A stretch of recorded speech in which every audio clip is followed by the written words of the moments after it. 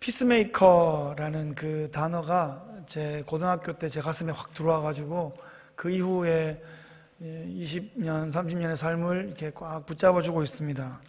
고등학교 때 제가 포항에서 나름 시골에 있다가 포항에 가서 유학을 했었는데요. 그때 총각 선생님이 계셨어요. 그때는 되게 어른 같아 보였는데 지금 생각하니까 26살 아주 젊은 총각 선생님이셨는데 어느 날 토요일 저녁 오후에 저희들 집으로 초청하셔서 뭐 떡볶이도 해주고 만두도 구워주고 막 그러시면서 자신의 삶을 또 오픈해 주시고 너희들 어떤 고민 걱정이 있냐 들어주시고 참 나름 우리 반 선생님으로서 목양을 잘 해주셨던 기억이 나요. 그때 본인의 삶에 가장 중요한 모토가 있는데 그것은 피스메이커다 그러면서 피스메이커라는 단어를 이렇게 알려주셨는데 화평케 하는 자, 그 마태복음 5장에 나오는 말씀이잖아요. 근데 이제 피스메이커, 한창 그때 고등학교 때 영어를 공부하던 때니까 피스메이커라는 영어 단어가 굉장히 콩글리시 같으면서도 너무 이렇게 너무 영어 단어로서 꼭 품고 싶은 단어인 거예요. 피스메이커, 화평케 하는 자. 그래서 그때부터 이제 사인에다가 피스메이커를 쓰기 시작했습니다. 이름을 쓰고 피스메이커 이렇게 쓰기 시작했어요. 책을 한 권 사면 책 안 표지에 날짜를 쓰고 이름을 쓰고 피스메이커 이렇게 쓰기 시작했습니다. 그러면서 나는 꼭 피스메이커로 살아야겠다 그런 결심을 했습니다. 누가 봐도 저는 어렸을 때 개구장이로 살았을 것 같죠? 그렇습니다. 개구장이였어요. 젊었을 때도 에너지가 대단했습니다. 지금 생각해도 대단했던 것 같아요. 그래요. 그 공부를 하면서 이렇게 서클 활동을 할 수 있잖아요. 대학에 가면 서클 활동을 한단 말이죠. 또 대학원에 신학교에 가도 서클들이 있어요. 뭐 기도하는 서클도 있고 선교하는 서클도 있고 찬양하는 서클도 있고 뭐 운동하는 서클도 있고 많이 있는데 그 하나 감당하기가 쉽지 않아요.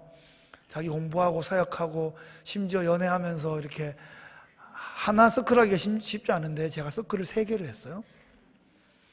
3개를 1년 동안 했더니 1년 마친 다음에 3군데에서 다 총무를 해달라고 연락이 왔습니다. 역사에 없는 일이 벌어진 거죠. 그 중에 하나를 선택해서 총무를 했고 나머지 2서클을 버린 게 아니라 아주 활동적인 멤버로 2개를 계속 하면서 하나의 총무를 했던 그런 기억도 있습니다. 에너지가 좀 많았어요. 그런데 제 마음속에는 항상 피스메이커로 살아야 된다 이런 마음이 항상 있었어요. 제가 지금까지 남자아이들 그 흔한 주먹질 한 번 안 하고 자랐습니다. 면상에 대놓고 욕 한 번 안 하고 자랐어요. 제 손으로 누구 얼굴에 손 한 번 안 대보고 자랐어요. 그러면 피스메이커가 되는가 보다 그렇게 생각했어요. 욕을 하면 참았어요. 때리면 맞았어요. 혹시 좀 뒤에 돌아서서 좀 궁시렁궁시렁 거리긴 했지만 대놓고 면상에서 싸우지 않았어요. 심지어 이런 생활은 ROTC를 하고 해병대 장교로 가서도 계속되었습니다. 좀 특이한 아이였죠. 그래서 제가 소위 때 대위 그 선배 장교가 저를 이렇게 머리를 끼고 다니면서 욕을 따라하라고 시켰어요. 사람 앞에 대놓고 이제 욕을 하면 욕을 하라고, 욕을 안 하면 한 방 맞고, 계속 욕을 하라 그러고 안 하고 맞고 이제 그런 날들도 많이 있었고 그랬습니다. 그러다가 제대하고 신학교에 갔고 전도사가 되었습니다. 그랬더니 뭐 술과 유흥과 뭐 욕과 주먹 이런 거로부터 아예 멀어진 생활을 하게 됐죠. 전도사가 되면서 부흥을 꿈꾸게 되면서 리바이벌이라는 단어를 좋아하게 됐습니다. 그래서 제 첫 번째 이메일에는 피스메이커가 들어가고요. 아주 제일 처음 만들었던 1990 몇 년에 만들었던 그때는 이제 피스메이커가 들어가고 신학교가 된 다음에는 리바이벌이 들어갑니다. 그런데 이제 패스워드에는 항상 피스와 연결되어 있는 조합으로 여전히 사용하고 있습니다. 그래서 피스메이커를 항상 이제 생각하고 있는데 오늘 본문에서 화목하게 하는 직분, 이 피스메이커를 만나게 되면서 다시금 제 삶을 제 10대부터 지금까지를 붙잡아줬던 피스메이커라는 단어를 좀 묵상해보게 되었습니다. 안 싸우면 피스메이커인가? 대놓고 욕을 안 하면 피스메이커인가? 그러면 피스메이커 하기 되게 쉽겠네. 욕하고 싶은 사람 안 만나면 되고, 뭐 싸울 일 있으면 피하면 되잖아요. 그러면 피스메이커인가? 주변에 나한테 좋은 말 해주는 사람들하고만 지내면 되겠네. 피스메이커 하기 되게 쉽겠네. 이런 생각들을 하게 됐어요. 그런데 주님께서 우리에게 그런 식으로 아주 소극적으로 피스메이킹 하라고 하시지는 않은 거 아닌가 하는 생각을 합니다. 그리스에 가보면 아주 오래된 1000년이 넘은 수도원들이 있습니다. 깎아지는 절벽 그 꼭대기에 아주 수도원들이 있는데 지금도 거기 이제 수도사들이 좀 계시기도 하고 그래요. 한참 수도원들이 부흥하던 그 중세 시절에 그 속세로부터 떠나서 그 산 꼭대기에서 그냥 사는 거예요. 그냥 구도자들, 돌을 닦는 사람들, 신선 비슷한 사람들하고 같이 지내는 거예요. 속세를 떠나서. 그분들은 그러면 피스메이킹을 잘하고 있는 것인가? 우리에게 맡긴 피스메이킹이 그런 것인가? 그런 현장에서 그냥 싸우지 않고 욕하지 않고 그냥 그렇게 착하게 지내면 피스메이킹인가? 이런 생각을 해보죠. 오늘 본문은 고린도 후서예요. 고린도라는 그곳은 아주 세속의 도시의 절정판이거든요.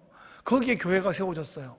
거기에서 화목하라, 거기에서 피스메이킹을 하라는 것은 수도원 같은 모습하고 전혀 다른 곳이에요. 아주 처절하고 아주 철저한 그런 세속의 현장에서 피스메이킹을 하라는 거거든요. 세상에서 빛이 되라, 세상의 소금이 되라, 이렇게 부탁하고 계신 거예요. 그래서 이 화목이라는 이 주제는 세상 한복판에서 좀 적극적으로 성취되어야 될 그런 주제입니다. 신앙생활에서 놓칠 수 없는 화목이라는 주제, 오늘 본문에서 함께 배워볼 수 있으면 좋겠습니다. 고린도후서 5장 17절, 참 뜻깊은 요절입니다. 제자반 하신 분들은 좀 가슴 뭉클하실 텐데 69절 중에 제 1번 첫 번째 구절이에요. 암송하실 수 있는 분은 암송하시고 띄워주시고 같이 해보죠. 그런즉 시작. 그런즉 누구든지 그리스도 안에 있으면 새로운 피조물이라, 이전 것은 지나갔으니 보라 새 것이 되었도다. 아멘. 예수님 안에 있으면, in Christ, 예수님 안에 있으면 새로운 피조물이래요. 이전 것, 옛 것, the old one은 다 지나가 버렸고, 예수님 안에 있으면, 예수님 안에 들어가면, 예수님 품에 안기면, 예수님께 잠기면, in Christ, 그분께 잠기면 새로운 피조물이 된대요. 새 창조가 된대요. born again, 거듭나게 된대요. 새로운 생명으로 살아가게 되는 거예요. 그 이전과 다른 작동 방식으로 살아가게 됩니다. 이전과 다른 목적, 다른 방식으로, 다른 운명 가운데 살아가게 된다. 우리의 삶의 목적과 결론이 달라진다. 그래서 우리는 두려움이 없어지고 소망이 생겨난다. 이렇게 우리에게 선포해주고 있습니다. 이 세상을 살아가면서 우리에게 가장 두려운 것은 죽음이라는 단어입니다.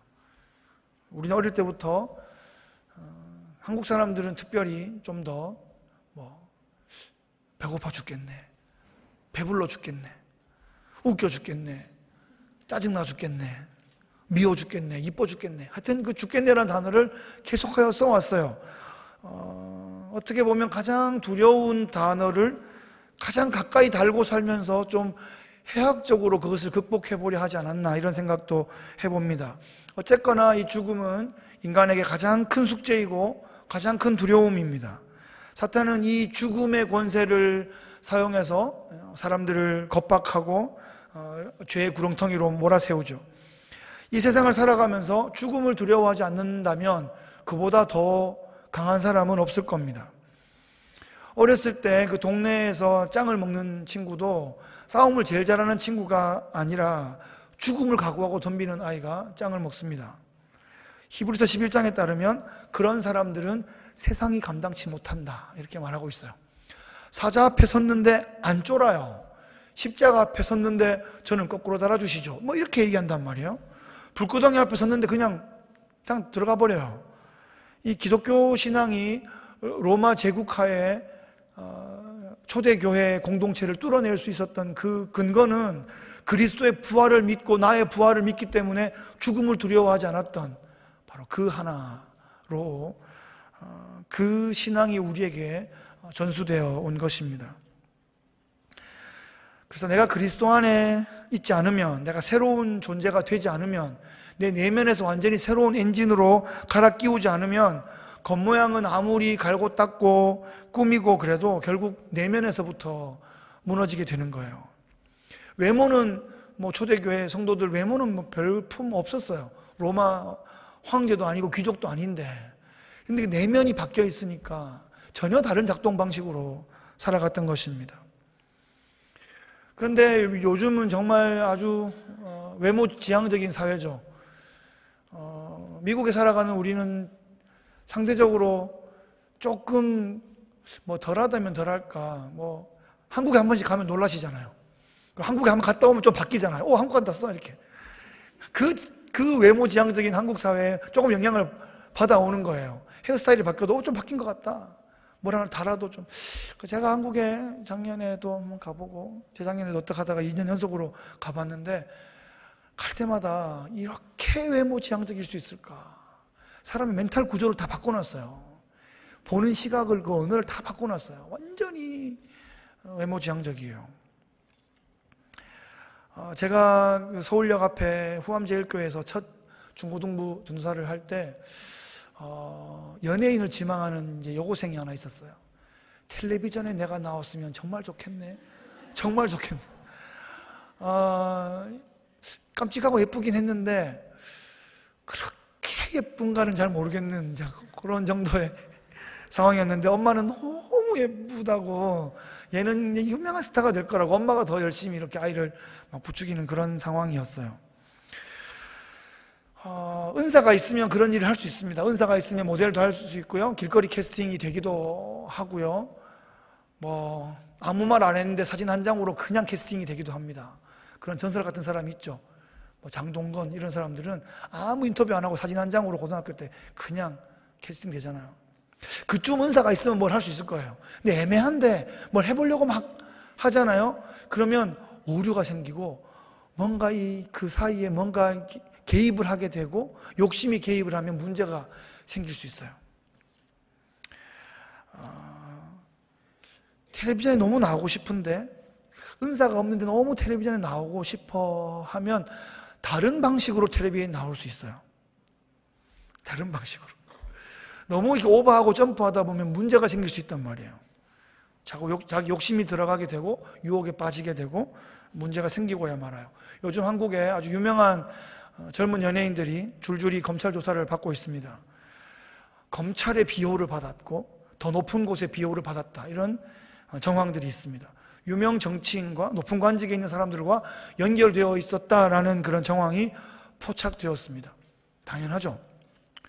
놀라운 게 아니에요. 돈이 있으면 즐기고 싶고 유명해지고 싶으면 돈을 받고 자기를 파는 이런 은밀한 거래들이 이루어져요. 권력이 있는 사람들은 권력과 돈이 왜 같이 갈까요? 권력이 있는 사람은 장사를 하는 사람이 돈을 벌잖아요. 사업을 하는 사람은 돈을 버는데 이 권력이 있는 사람이 돈을 벌어요. 왜냐하면 이 권력으로 뭔가를 비호해주고 뒤를 봐주고 대가를 받는 거예요.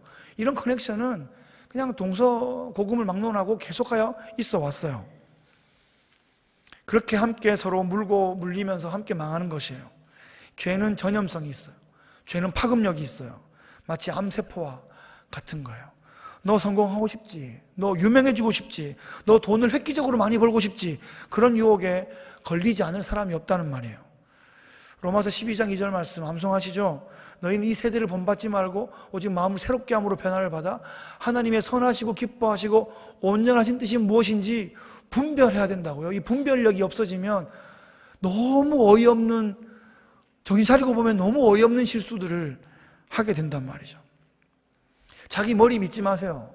여러분 양심 믿지 마세요. 여러분 경험 믿지 마세요. 여러분을 향한 딴 사람들의 평판 믿지 마세요. 그 진리 가운데 계속하여 거하고 끊임없이 하나님 마음으로 분별하려 하지 않으면 넘어지게 됩니다. 똑똑한 사람들이 모여서 쌓은 게 바벨탑이고 하나님을 반역하는 도시 문명을 만든 거죠. 하나님 뜻 가운데 살고자 하는 사람들은 그런 화려한 도시를 추구한 것이 아니라 거룩한 동산을 추구합니다. 에덴의 동산, 겟세만의 동산, 주님과 함께 교통하고 교제하고 함께 거니는 그런 동산을 꿈꿉니다. 근데 우리가 꿈꾸는 동산은 그런 원시의 어떤 그런 태고의 밀림 같은 그런 동산이 아니라 계시록 마지막에 와보면 새 예루살렘 성이 홀리 시리로 내려오는 거죠. 그러니까 동산을 추구하는 하나님 백성들은 그 동산이 거룩한 도시로 변화되는 그 경험을 한다는 말이에요. 그래서 우리는 도시 안에 있지만 바벨론이 아니라 거룩한 홀리 시리, 새 예루살렘 성을 경험할 수 있다라는 것이 성경이 우리에게 가르쳐 줍니다. 5장 18절 말씀 같이 한번 읽어봅시다. 시작. 모든 것이 하나님께로서 났으며 그가 그리스도로 말미암아 우리를 자기와 화목하게 하시고 또 우리에게 화목하게 하는 직분을 주셨다.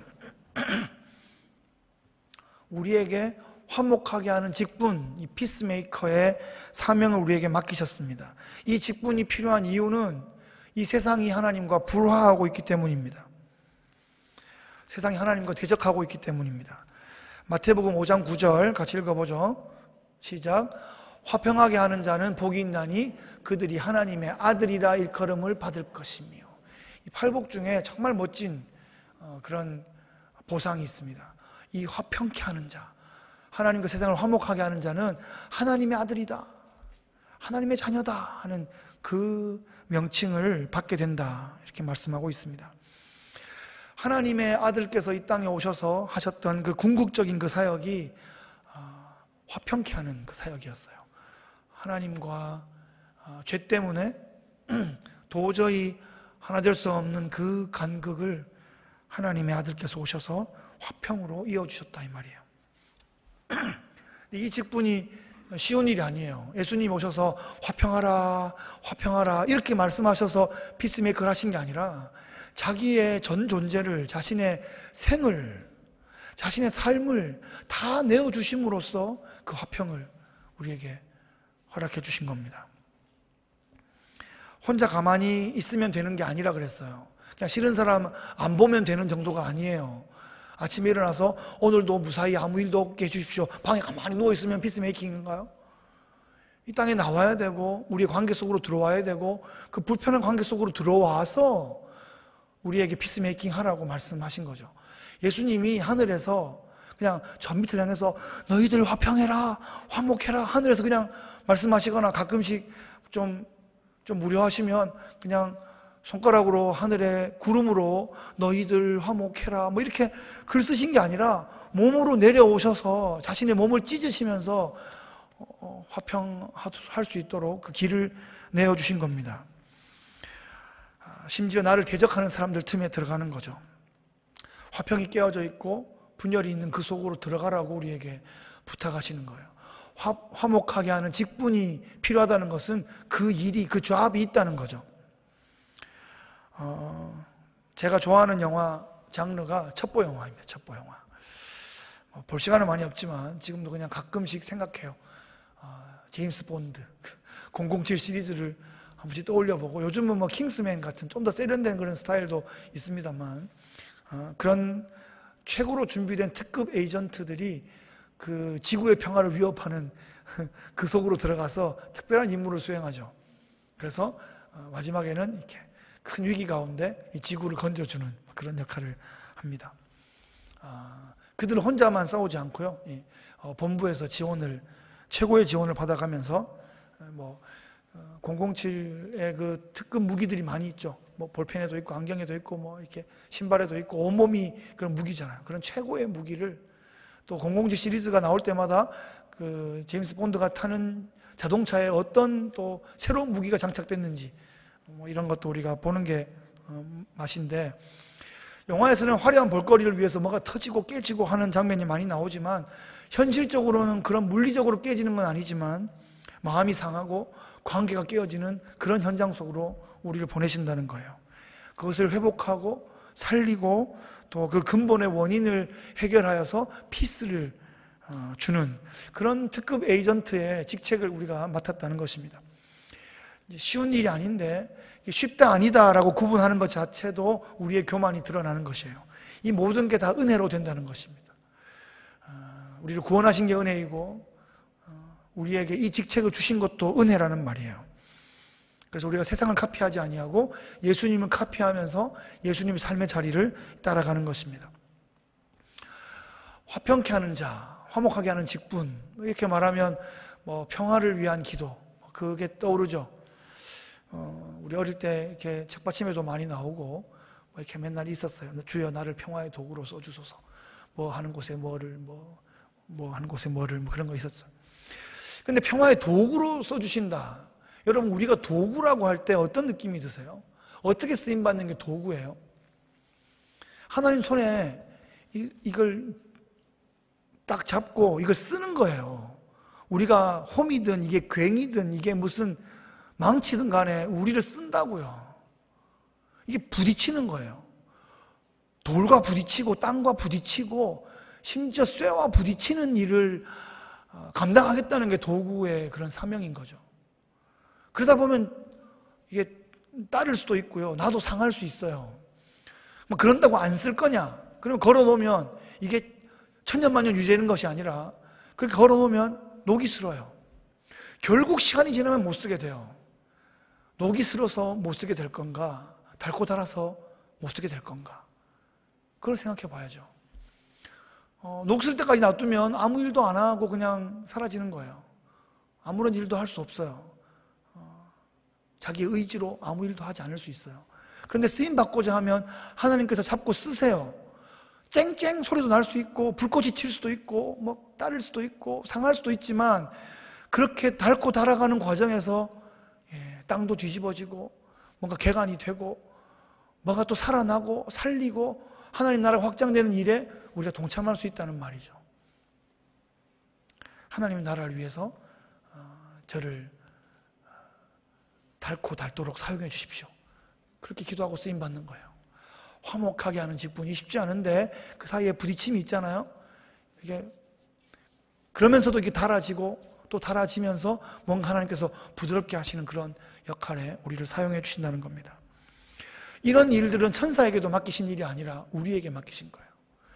주 내게 부탁하신 일 천사도 흠모하겠네. 화목해 하라신 그 명령, 그 사명 우리에게 주신 거예요.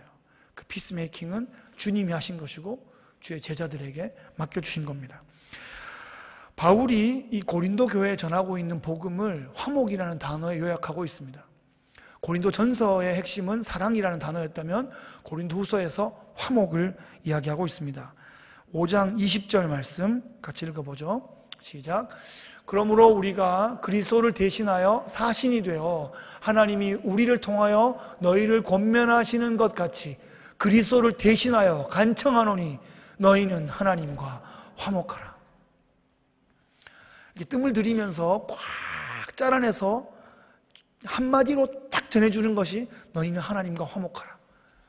바울이 고린도 교회에 전하는 마지막 한 방울 엑기스의 복음이 하나님과 화목하라 하는 것입니다. 이 화목은 내 의지로 되는 것이 아니라 내가 할 수 있는 것도 아니고 예수님께서 자신을 내어주심을 통해 화목의 값을 치러주신 것을 믿음으로 받아들임으로 이 화목을 하나님과 이제 그 사이에서 얻게 됩니다. 그런데 이것이 단순하게 또 어떤 한순간에 이루어지는 것이 아니라 지속적으로 계속해서 확인하며 믿음으로 받아들이는 것입니다. 그런데 하나님과 화목하라라는 말씀 가운데 뭘 좀 이해해야 되냐면 이 화목에는 양면성이 있다는 말이에요. 화목하라. 화목하지 않으면 어떻게 된단 말이죠? 자, 우리가 하늘에 계신 우리 아버지여 라고 하나님을 불러요. 하나님께서 우리의 아버지가 되어주시면 그분은 전지하시고 전능하시고 천지를 만드시고 우리를 사랑하시고 우리의 모든 걸 책임지시는 나의 아버지가 되셔서 시편 23편의 마지막 고백처럼 여호와의 선하심과 인자하심이 반드시 나를 따르리니 내가 여호와의 집에 영원히 거하리로다. 그분의 자녀가 되어 그분의 집에 상속자가 되어 영원히 거할 수 있는데 그 하나님이 내 아버지가 되지 못하시면 나의 심판자가 되신다는 거예요. 이 화목에는 양면성이 있어요. 하나님과 화목하라 이 말은 뭐 잘 지내면 좋겠지 뭐 이 정도가 아니라니까요. 화목하게 안 지내면 큰일 나는 거예요. 내가 예수님께 기대지 않으면 큰일 나는 거예요. 내가 그분 안에 속하지 않으면 큰 문제가 생기는 거예요. 심각해지는 거예요. 그래서 이 화목하라는 말씀 앞에 정말 따뜻하면서도 또 이렇게 한 면에서 서늘한 마음이 같이 드는 것입니다. 생명을 걸고 하나님과 화목해야 돼요. 우리가 생명 걸 일이 있다면 하나님과 화목하는 것, 화평을 전하는 일, 거기에 우리의 생명을 걸어야 한다는 것입니다. 고린도 교회에 화목의 말씀이 전파되었습니다. 고린도 교회는 자기 실력, 자기 은사, 자기 자원들이 충만한 교회였는데 화목하지 못했어요. 서로 화평하지 못했어요. 그것은 하나님과의 화목에 문제가 생겼기 때문입니다. 그리스도의 십자가에 기대야 되는데 내가 가진 게 너무 많아서 내 실력에 자꾸 기대는 거예요. 내 실력으로 꼿꼿하게 서려고 하니까 문제가 생기는 거예요. 그래서 쌓는 게 바벨탑밖에 안 된다니까요. 그냥 하나님 앞에 그냥 노도 없고 돛도 없고 닷도 없는데 그냥 박스같이 생긴데 나를 그냥 맡기는 거예요. 그 방주 안에 들어가는 게 되게 어리석고 무식해 보이는 것인데 그게 믿음이고요. 내가 뭘 막 쌓아서 되게 화려하고 탑이 쫙 하늘에 닿게 올라가는 것 같은데 그게 망하는 거라니까요. 그게 바벨탑이니까요. 하나님과 불화하면 또 서로에게 불화하면 성도가 교회 공동체가 세상 가운데 할 말이 없어요. 동네에서 아이들이 막 싸우고 있는데 어른이 와서 얘기했대잖아요. 싸우려면 교회 가서 싸워라. 여긴 싸운 데가 아니다.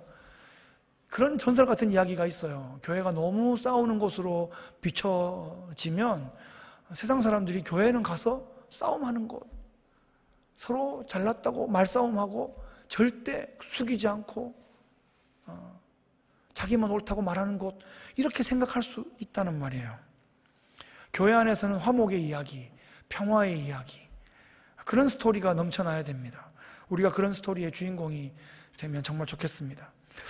오늘 해석 묵상의 화목과 대속의 관계, 칭의와 은혜의 관계, 굉장히 어렵고 어려울 수 있겠고 또 중요한 단어를 이렇게 그냥 써봤는데 너무 어렵게 생각하지 마시고 좀 심플하게 이해하면 좋겠어요.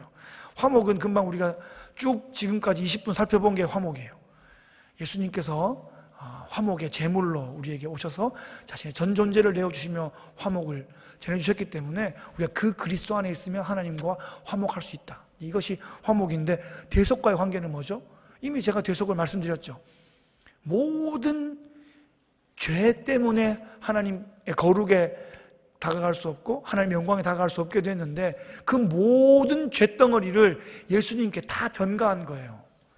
우리에게 있는 모든 죄덩어리들을 다 모아서 예수님께 그냥 다 갖다 붙인 거예요. 그래서 예수님을 하나님이 너는 죄다 이렇게 말씀하신 거예요. 예수님 죄 아니시잖아요. 죄를 알지도 못하신 이인데 우리의 모든 죄를 거기에 다 전가시킨 다음에 너는 죄다 이렇게 말씀하셨다는 거죠. 그리고 그 죄를 처절하게 죽여요. 그 죄를 찢어요. 그 죄를 태워요. 그 죄를 완전히 죽이는 거예요. 우주적 대수술을 감행해서 우리의 모든 죄를 모은 그 죄덩어리를 죽여버려요. 그리고 그리스도의 원래 있던 그 의를 우리에게 전가시켜요. 우리는 죄를 주고 주님 우리에게 의를 주세요. 그래서 천국에 합당한 의를 받게 되어서 하나님과 화목하게 되었고 하나님 나라에 합당한 사람이 되었다는 것입니다. 착한 사람이 있어요. 선천적으로 착한 사람이 있죠. 남에게 해코지 한 적 없고 법 없이도 사는 사람. 그러면 하나님과 화목한 것인가요? 여전히 하나님과의 사이에 해결되지 않은 죄는 내면에 있는 거예요. 겉으로는 화려해 보일지 모르지만 그 내면에 아주 썩어져 가는 암덩어리가 있을 수 있어요. 겉에서는 안 보이는데 자각도 잘 못하잖아요. 어떤 거는 자기가 몰라요. 심각해지기 전까지는 모르는 거예요. 심지어는 의사도 잘 모를 수 있어요. 그냥 병원 갔다 오고 갔다 했는데도 발견이 안 될 수도 있어요. 그런데 내면에서는 뭔가가 해결하지 않으면 안 되는 심각한 것이 자라고 있을 수 있다는 말이죠. 이건 반드시 해결해야 돼요. 겉을 꾸미고 무슨 피부 미용 마사지만 한다고 될 일이 아니란 말이죠. 내면에 있는 것이 밖으로 결국 나오게 돼요. 그 고통의 암덩어리를, 그 처절한 통증을 다 감당하신 분이 예수님이시고, 그분이 대속을 하셨다는 거죠. 이 대속을 통해서만 화목이 경험돼요. 그래서 우리가 주님의 길을 따르겠다고 하면, 그런 걸 흉내라도 내겠다고 한다면 때로는 좀 그 공감하고, 때로는 그 아픔을 좀 중보하다가 좀 덮어쓰는 경험을 하게 되기도 해요. 우리가 주님의 뒤를 조금이라도 따르려 하다 보면 오해를 받기도 해요. 근데 그런 걸 통해서 피스메이킹이 전해질 수 있다는 거죠. 나는 절대 손해 안 보고 나는 복만 바라고 있는데 피스메이킹은 되지 않아요. 손해를 보는 일이 있고 오해를 받는 일이 있고 때로는 욕을 좀 잡수는 일이 있어야 사실 이 피스메이킹이 일어난다는 거죠. 집에서도 엄마가 좀 주로 좀 많이 덮어쓰잖아요. 좀 많이 참잖아요. 당하잖아요. 그러면서 가정의 평화가 임하는 거죠. 네. 그렇게 돌아보니까 참 우리 어머니 많이 참으셨더라고요. 많이 참으셨어요. 그래서 어머니가 며칠 전에 어머니 생신이어가지고 영상통화를 하는데 어떻게 버텨온 세월인지 정말 하나님 은혜가 아니면 못 버텼을 것 같다. 요즘 여자들이면 버틸 수 있었을까? 뭐 이런 말까지 하실 정도로 사실 정말 쉽지 않은 그 상황들을 겪어냈어요. 근데 우리 어머니들이 다 그러셨던 것 같아요. 그래서 가정이 견뎌졌고 그래서 우리가 잘할 수 있었어요. 그냥 자기 자존심, 자기 실력, 뭐 자기 여러 가지 뭐 아쉬운 거 다 이렇게 해버리면 우리가 그 어머니의 품, 그 가정의 품의 넉넉함을 놓쳐버렸을지 모르겠습니다. 칭의와 은혜의 관계, 뭐 칭의는 말씀드렸죠. 그리스도의 의가 우리에게 전가되어서 하나님 나라 천국에 합당한 의를 갖게 되었는데 그것이 은혜라는 말이에요. 값없이 주시는 선물이에요. 조금이라도 내 실력이 거기 개입된 게 아니라는 말이에요. 요즘 우리가 묵상하고 있는 히브리서의 말씀들을 계속 좀 떠올려 보세요. 하늘 대제사장이신 예수님께서 하늘 성소에서 그 하나님과 우리를 연결해 주기 위하여 구약에 있는 모든 그 제사의 모습, 모형이며 그림자이며 예표인 그 제사의 모습을 십자가에서 본체로서 실체로서 다 감당하시면서 하늘 대제사장이 되셔서 우리 하나님께 연결해 주고 있는 거죠. 그 은혜 가운데 떠나지 마라. 그 in Christ, 그 주님 가운데 꼭 머물러라. 그 히브리서를 쓴 이유, 고린도에 편지를 보내는 이유는 이미 은혜를 받은 사람들이고 복음을 이렇게 가슴에 잘 담았던 사람들인데 흔들리고 있단 말이에요.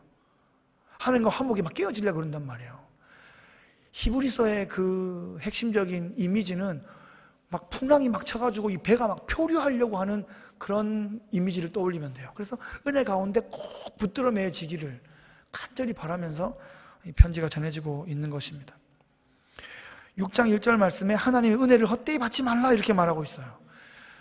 그 은혜의 선물을 확실히 기쁨으로 계속하여 실제로 계속하여 받으라는 말이에요.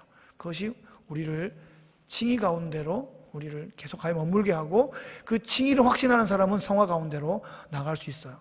칭의와 성화는 날카롭게 분리되는 것이 아니라 연결되어 있습니다.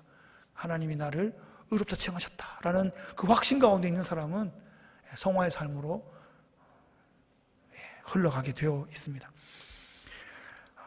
말씀을 정리하겠습니다. 하나님과의 화목을 잘 유지하고 이웃에게 화목을 증거하고 다음 세대에게 화목을 전수해 주십시오. 화목은 그냥 평화로운 것이 아니라 그리스도와 함께하는 것이고 그리스도 안에 머무는 것입니다.